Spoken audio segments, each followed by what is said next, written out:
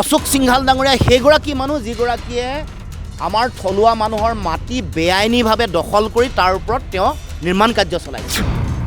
মই ভাবোঁ যে এইটো জাতীয় জীৱনৰ এটা মহান সংস্কৃতিৰ প্ৰতি অপমান, অসমৰ মানুহৰ স্বাভিমানৰ প্ৰতি অপমান। গতিকে তাৎক্ষণিকভাৱে এইগৰাকী ব্যক্তিক মন্ত্ৰীসভাৰ পৰা অপসাৰণ কৰিবৰ কাৰণে মুখ্যমন্ত্ৰীয়ে ব্যৱস্থা গ্ৰহণ কৰিব লাগে। এই ক্ষেত্ৰত কি ক'ব? মন্ত্ৰী অশোক সিংহাল ডাঙৰীয়াৰ ভাওনা আৰু গুৰুজনাৰ প্ৰতি স্পৰ্ধা চাওকচোন। ভাওনা সংস্কৃতি আৰু গুৰুজনাৰ মহান আদৰ্শৰ প্ৰতি স্পৰ্ধা অকল জনোৱাই নহয়, তাৰ উপৰিও প্ৰেছ ক্লাবে পতা অনুষ্ঠান এটাৰ আমন্ত্ৰণৰ সময়ত যি ধৰণৰ বিৰূপ মন্তব্য কৰিছে, মই ভাবোঁ যে এইটো জাতীয় জীৱনৰ এটা মহান সংস্কৃতিৰ প্ৰতি অপমান, অসমৰ মানুহৰ স্বাভিমানৰ প্ৰতি অপমান।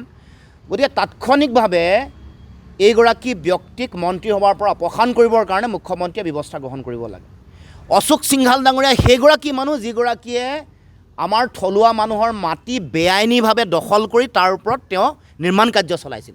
এইগৰাকীয়ে অশোক সিংহাল যিগৰাকীয়ে অসমৰ জাতীয় জীৱনৰ ৰাজনৈতিক ভৱিষ্যত জড়িত হৈ থকা সমষ্টি পুনৰ নিৰ্ধাৰণ প্ৰক্ৰিয়াটো অসমৰ মুখ্যমন্ত্ৰীয়ে তেওঁৰ হাতত তুলি দি জাতিটোৰ ভৱিষ্যত ধ্বংস কৰিবৰ কাৰণে চিন্তা চৰ্চা কৰিছিল। গতিকে এইগৰাকী ব্যক্তিৰ অসমৰ মানুহৰ আৱেগ, জাতীয় চেতনা, গুৰুজনাৰ মহান আদৰ্শ আৰু যিটো জাতীয় স্বাভিমান, তাৰ প্ৰতি এনেকুৱা অপমান মই ভাবোঁ অস্বাভাৱিক নহয়, এইটো স্বাভাৱিক। এইটো তেওঁলোকে কেৱল মাত্ৰ তেওঁলোকে নিজৰ মন্ত্ৰিত্ব লৈ তেওঁলোকে নিজৰ স্বাৰ্থ সিদ্ধি কৰিছে, বনিয়াৰ দৃষ্টিভংগীৰে নিজে ব্যৱসায়িক কৰিছে।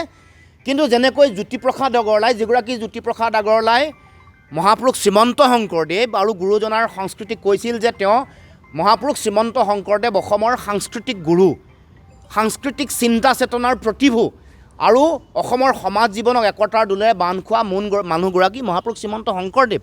গতিকে সেই জ্যোতিপ্ৰসাদ আগৰৱালা, সেই হৰিবিলাস আগৰৱালা, সেই ৰাম কুমাৰ আনন্দ চন্দ্ৰ আগৰৱালাৰ দৰে মই ভাবোঁ যে অশোক সিংহাল নহয়, গোপাল জালানৰ দৰে অশোক সিংহাল নহয়। এওঁলোকৰ অসমৰ সংস্কৃতিৰ প্ৰতি, অসমৰ মানুহৰ প্ৰতি না দায়িত্ব আছে, না সন্মান আছে, না শ্ৰদ্ধা আছে।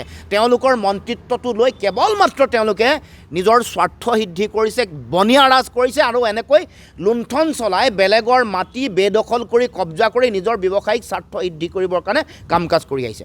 সেইকাৰণে মই মুখ্যমন্ত্ৰীক দাবী জনাইছোঁ যে তাৎক্ষণিকভাৱে তেওঁ মন্ত্ৰিত্বৰ পৰা বহিষ্কাৰ কৰিব লাগে।